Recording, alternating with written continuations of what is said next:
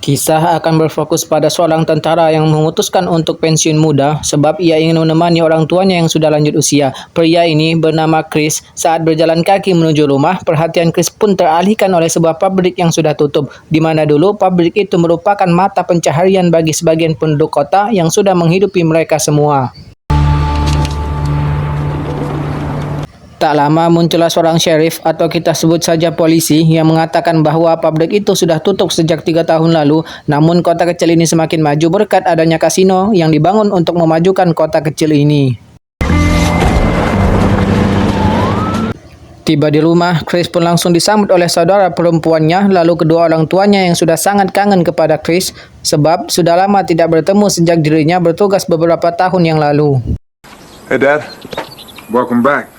Saat makan malam, muncullah seorang bocah yang merupakan keponakan Chris alias anak dari saudara perempuannya, di mana dia cukup kaget saat melihat pamannya yang memiliki tubuh besar seperti pemain gulat dan wajah yang tidak asing seperti sosok The Rock.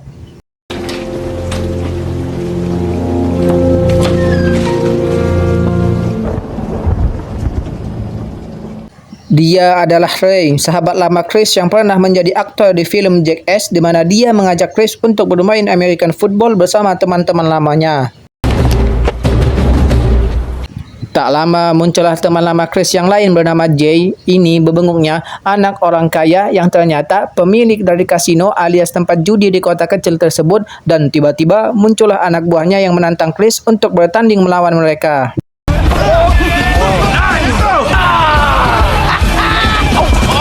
Pertandingan pun berlangsung sengit di mana Jay dan anak buahnya bermain cukup kasar dan agak kurang sportif, tapi tidak ada tendangan kungfunya sehingga Chris dan teman-temannya cukup kewalahan menghadapi Jay dan anak buahnya.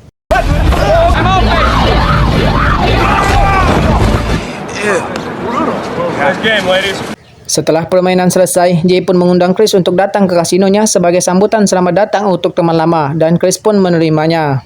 Hey Sarge, good game. Maybe next time. Singkat cerita, malam pun tiba. Terlihat Chris dan Ray baru saja tiba di kasinonya si Jay. Di situ terdapat banyak sekali alat mesin maksiat, ditambah ada beberapa wanita yang pakaiannya belum selesai jahit sambil menari di atas tiang yang cukup kuat untuk menantang syahwat. Got your ATM machines, tellers to cash your pay. Saat Jay muncul, ia pun mengatakan bahwa dia sudah menyiapkan ruangan Presiden Suite atau kelas VVIP khusus untuk Chris dan Ray, di mana di situ sudah ada wanita cantik yang siap memilihkan lagu dan memencetkan remote untuk mereka berdua.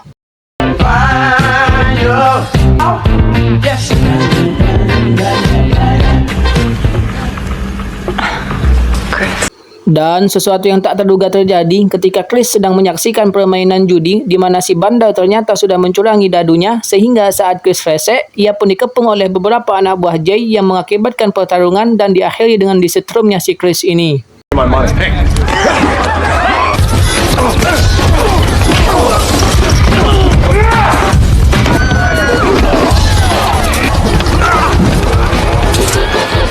Entah kemana si Jay, tapi anak buahnya membawa Chris ke ruangan belakang, di mana di situ mereka memegangi Chris seperti seekor sapi yang akan dikorbankan, dan kemudian salah satu dari mereka nekat mengeluarkan pisau dan menyayat tubuhnya tanpa rasa kasihan sedikit pun.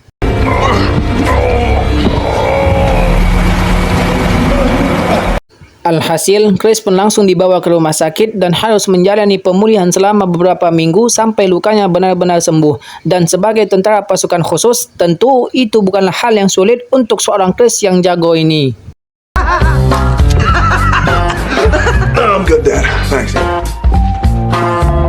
Ketika Chris sedang mengangkut papan, muncullah CJ yang meminta maaf atas perlakuan anak buahnya yang berlebihan, di mana dia justru menawarkan Chris untuk bergabung di kasinonya dan memberikan uang sebagai ganti rugi atas insiden tersebut. Dan meskipun Chris sudah memaafkannya, dia tidak lantas begitu saja melupakan perlakuan yang telah dilakukan dan diberikan oleh anak-anak buahnya. Chris pun datang ke kantor polisi untuk melaporkan kejadian tersebut. Namun apa yang dia dapatkan benar-benar cukup mengejutkan sebab kasus tersebut ternyata dinyatakan sudah ditutup, di mana hal ini semakin menegaskan bahwa semua polisi yang seharusnya mengayomi masyarakat ternyata lebih pro kepada Jay sang pemilik kasino, dan sudah bisa dipastikan bahwa semua penegak hukum di kota ini sudah disogok uang supaya tutup mulut dan membiarkan kasino CJ tetap beroperasi.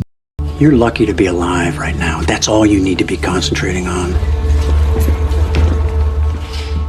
Saat pulang, Chris kembali dikejutkan dengan keponakannya yang ditemukan overdosis akibat obat-obatan terlarang, yang mana saat Chris menanyai temannya tentang siapa yang telah berani menjual barang haram itu, ia pun menjawab bahwa anak buah Jay lah yang sering menjual narkoba di kota kecil ini. Dengan penuh emosi, Chris pun pergi ke garasi untuk mengambil shotgun-nya, dan meskipun sudah dilarang untuk jangan main hakim sendiri, Chris pun tetap pergi ke kasino tempat anak buah CJ berada. Chris! Tiba di sana, Chris pun berubah pikiran tentang menggunakan senjata api untuk menghadapi mereka, sebab dia teringat kata-kata Madbox saat mengatakan sebenarnya kurang kalau begini, gak ada gregetnya, tinggal tarik pelatuk saja. Selesai. Kemudian Chris pun mengambil sebatang kayu dan mengatakan, ini baru asik, ini baru ada gregetnya, ini permainan yang aku suka. Saat sudah masuk, Chris pun langsung mengobrak-abrik dan menghancurkan alat mesin judinya, di mana semua anak buah CJ pun perlahan maju untuk menghadapinya. Namun karena sekarang Chris sudah persiapan, ia pun nampak sangat sulit sekali untuk ditumbangkan dan tidak mudah untuk mengalahkan pria berbadan besar ini, kecuali kalau melawan Jason Statham baru bisa imbang.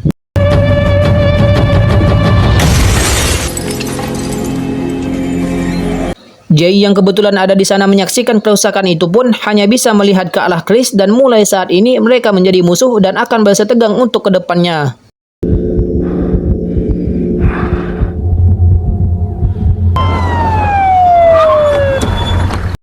Akibat tindakannya, Chris pun harus dikepung dan ditangkap oleh polisi. Kemudian diadakan persidangan untuk menentukan apakah Chris bersalah atau tidak, di mana para jaksa akhirnya membebaskan Chris setelah melihat bekas luka yang telah diperbuat oleh anak buah CJ. Both bones with a single shot. It's crazy. Sebagai seseorang yang lahir di sini, Chris tentunya sangat kecewa dengan kondisi kotanya yang dipenuhi peredaran narkoba dan para penegak hukum yang kurang mengayomi, di mana Chris hanya ingin yang terbaik untuk kotanya, dan dengan sikap bijak tegas yang diperlihatkan Chris, jaksa dan ketua di kota ini pun akhirnya mengangkat Chris sebagai kepala polisi baru, berharap kota ini menjadi lebih baik dari sebelumnya. This is mine. Besoknya setelah menjadi kepala polisi, Chris pun langsung memecat semua staf dan polisi lama yang dianggapnya sebagai penegak hukum kotor dan korup, untuk kemudian mengangkat Ray menjadi deputinya untuk membantunya dalam mengungkap peredaran narkoba di kota mereka. You've been sheriff for about 2 minutes. I'm already starting to hate you. I need you to take me to drug school. Tanpa buang waktu, mereka berdua langsung menginterogasi beberapa orang yang dicurigai sebagai pengedar, dan saat informasi mengarah ke anak buah CJ yang sudah melukai tubuh Chris, mereka berdua langsung menangkapnya dan menginterogasinya dengan cara merusak mobil bagusnya supaya mau buka mulut tentang di mana lokasi sumber narkoba itu disimpan.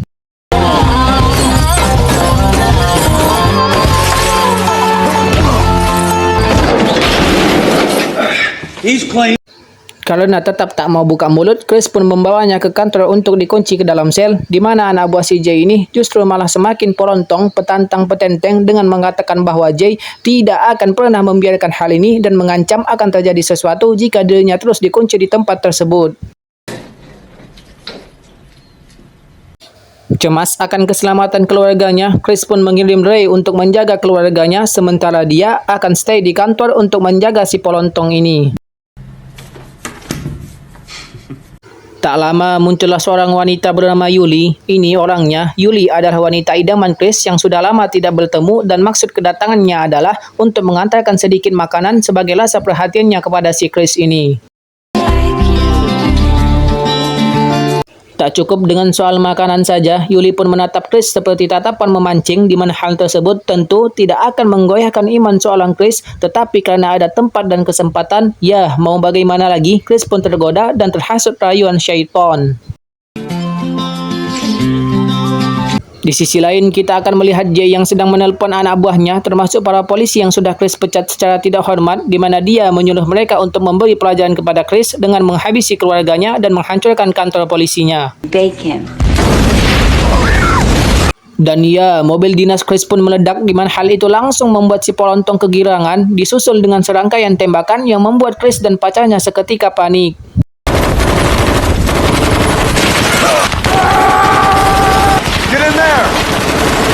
Sementara itu di rumah Chris, Ray pun dikejutkan dengan kemunculan anak buah CJ, di mana dia sempat terluka akibat tertembak di bagian kaki. Namun dengan kemampuannya, dia berhasil menyelamatkan keluarga Chris sehingga terlibat pertarungan dan baku tembak dengan para penjahat tersebut.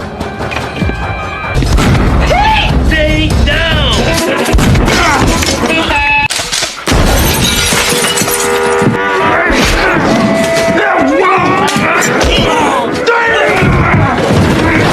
Kembali ke Chris yang masih diberondong puluhan peluru, di mana si Polontong akhirnya buka mulut tentang pembuatan narkoba itu yang ternyata dilakukan di pabrik kayu bekas yang sempat kita lihat di awal tadi. Sialnya, si Polontong tak sengaja tertembak saat berdiri, dan kemudian Chris masuk ke dalam bagian bawah kantor dan berhasil menghabisi para mantan polisi itu berkat kerjasamanya dengan sang pacar yang cukup apik.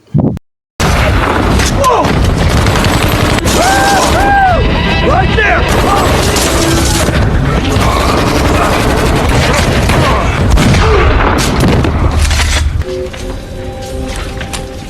Tak ingin membuang waktu, Chris pun langsung pergi ke pabrik sesuai yang dikatakan si Polontong, di mana di situ sudah ada CJ yang berhasil menjebak Chris untuk jatuh ke dalam lubang, di mana Chris berhasil membawa CJ untuk ikut terjatuh dengannya.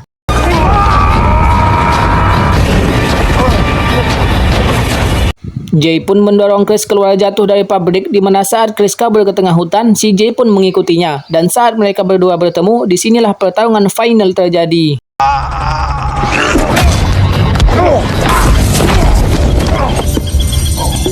Dengan tubuh besar dan pengalamannya sebagai sahabat dekat John Cena, tentulah Chris bisa dengan mudah mengalahkan si Jay hingga membuat semuanya berakhir.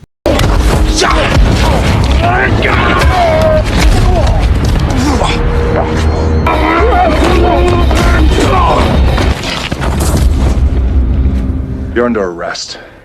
Setelah kasino CJ ditutup untuk selamanya, kota ini pun menjadi lebih aman, tentram, dan loh jinawi, sementara Chris dan Ray akan terus mengabdi untuk kemajuan dan keamanan kampung halaman mereka. Shower tower with the fellas. Beberapa hari kemudian, muncullah seseorang yang datang kepada Chris, memberinya sebuah tugas rahasia di mana dia akan dipasangkan dengan seorang partner yang sama-sama memiliki kepala botak dan akan tergabung dalam tim bernama Hobbs and Shaw. No fucking way.